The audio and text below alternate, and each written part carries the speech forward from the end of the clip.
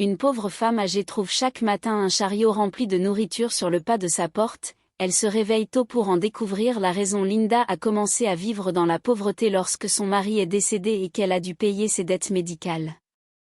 Mais un jour, un chariot rempli de nourriture est apparu sur le pas de sa porte. Cela s'est produit tous les jours jusqu'à ce qu'elle se réveille plus tôt pour découvrir le responsable. Chaque matin commençait de la même manière pour Linda. Elle installait la cafetière et préparait une quantité suffisante de café. Elle s'est assise à la table de la cuisine et s'est remémoré les jours où son mari s'asseyait en face d'elle. Il était parti depuis un certain temps déjà et la vie semblait bien morne sans lui, d'autant plus qu'elle devrait payer ses dettes médicales jusqu'à sa mort. L'hôpital lui a proposé un plan de paiement, mais cela pesait encore sur sa pension, et elle vit désormais dans une grande pauvreté. Le café était son seul plaisir ces jours-ci, car elle pouvait à peine se permettre de faire ses courses habituelles avec l'inflation galopante. Pourtant, elle s'efforçait de respirer profondément et espérait que les choses s'arrangeraient un jour ou l'autre. Après avoir fini sa tasse de café, elle s'est sentie un peu étouffée dans sa maison. Elle a donc pris un livre et a décidé de s'asseoir sous le porche pour le lire. Linda a bougé aussi vite que possible pour ouvrir la porte et l'accueillir. « Gwen. Qu'est-ce que vous faites ?» a-t-elle demandé, le ton mêlant la confusion à la gratitude. Elle s'est arrêtée après avoir ouvert la porte. Il y avait un chariot d'épicerie sur le pas de sa porte, ce qui n'avait aucun sens. Qui s'enfuirait avec un chariot du marché local de Greensville, en Virginie? Alors qu'elle y réfléchissait, elle a remarqué qu'il était également rempli de nourriture, dont une partie avait besoin d'être réfrigérée. Linda a emmené le chariot à l'intérieur, a rangé la nourriture et a remis le chariot à l'extérieur. Peut-être que quelqu'un faisait une bonne action et apportait des provisions à des personnes dans le besoin. Cela semblait être la seule réponse plausible à cette énigme. Linda a donc laissé le chariot là où elle l'avait trouvé et a espéré que la personne qui l'avait laissé là l'emporterait. Ils vont probablement offrir des provisions à quelqu'un d'autre plus tard, s'est dit Linda. Mais alors qu'elle s'apprêtait à se préparer quelque chose avec les nouveaux aliments, elle s'est dit qu'il pouvait s'agir d'une livraison qui avait mal tourné. Comme le chariot provenait d'un supermarché spécifique de la région, elle a décidé de l'appeler. « Je suis désolée, madame.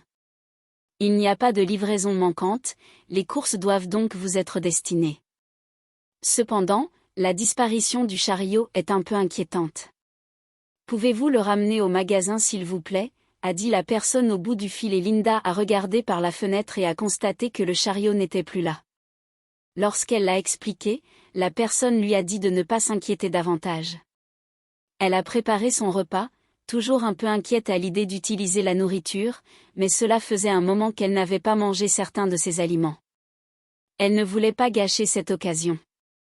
Elle a prononcé quelques prières pour les bienfaiteurs qui lui avaient apporté la nourriture, et son sentiment de culpabilité se dissipait au fur et à mesure qu'elle mangeait. Le lendemain, un autre chariot rempli de nourriture s'est trouvé sur le pas de sa porte et Linda a été stupéfaite. Cela s'est reproduit le lendemain matin et le surlendemain, et bientôt, sa maison était remplie de nourriture qu'elle n'aurait pu consommer qu'en plusieurs mois. C'était incroyable, mais quelqu'un d'autre pourrait sûrement profiter de cette générosité. Qui peut bien faire cela, s'est-elle demandé. Elle n'avait plus de famille ni beaucoup d'amis. Le lendemain, Linda a décidé de se lever à l'aube. Elle a regardé furtivement par la fenêtre, attendant l'arrivée de celui qui apporterait le chariot. Enfin, elle a aperçu une silhouette qui poussait le chariot jusqu'à sa maison. C'était Gwen, la caissière du supermarché qu'elle avait appelée il y a quelques jours. Linda a bougé aussi vite que possible pour ouvrir la porte et l'accueillir. « Gwen. Qu'est-ce que vous faites ?» a-t-elle demandé, le ton mêlant la confusion à la gratitude. « Madame Finkle. Vous n'étiez pas censée m'espionner, » a répondu Gwen, la main sur la poitrine, comme si Linda l'avait fait sursauter. « Gwen, cela fait des jours que vous laissez de la nourriture ici. Je ne peux pas manger tout ça pendant des mois. Pouvez-vous me dire ce qui se passe ?» a insisté Linda, un sourire sur le visage pour montrer qu'elle est reconnaissante de ce que Gwen a fait. « Eh bien, Vous êtes venu il y a quelques semaines et vous n'aviez presque rien pris à manger. Cela m'a brisé le cœur de vous voir rendre une miche de pain. Nous vous connaissons depuis de nombreuses années, Madame Finkle, alors les autres caissières et moi-même avons collecté de l'argent pour vous et utilisé notre remise pour vous acheter quelques articles. J'espère que ça ne vous dérange pas, a dit la jeune femme en haussant les épaules. Linda s'est souvenue de cette visite au marché. Elle aussi avait été déprimée, mais elle ne s'attendait pas à recevoir autant de gentillesse de la part des employés. Oh, ma chérie. C'est si gentil. Quand j'ai appelé votre directeur, il n'avait aucune idée de ce qui se passait. Oh, nous lui avons dit plus tard. Je n'ai pas de voiture et c'est difficile de porter les courses, alors j'ai emprunté ce chariot, a expliqué Gwen. Merci beaucoup pour cela, Gwen. Cela représente beaucoup pour moi. Mais mon garde-manger est plein maintenant, et il va durer des mois. Et si vous cherchiez un autre voisin qui pourrait être dans le besoin?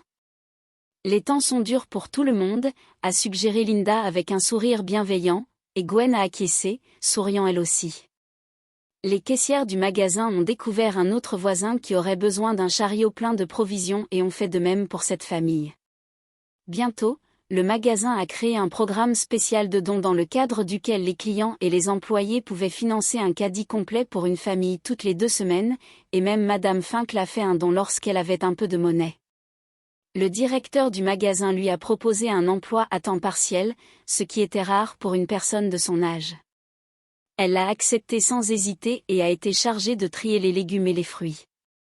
Elle s'est liée d'amitié avec tous ses nouveaux collègues, en particulier Gwen, et a adoré son travail. Ses problèmes d'argent se sont quelque peu atténués, bien qu'elle soit encore très endettée. Cependant, le geste des gens au marché a touché son cœur et lui a rappelé que la vie n'était pas si mauvaise. Que pouvons-nous apprendre de cette histoire? La gentillesse peut changer la vie de quelqu'un. Linda ne s'attendait pas à recevoir un tel geste de la part des employés de l'épicerie, et cela a changé sa vision de la vie. Il faut toujours rendre la charité que l'on reçoit. Lorsque le garde-manger de Linda était plein, elle a dit à Gwen de se renseigner pour savoir si quelqu'un d'autre avait besoin d'aide. Et lorsque le supermarché a créé un fonds spécial, elle y a également contribué.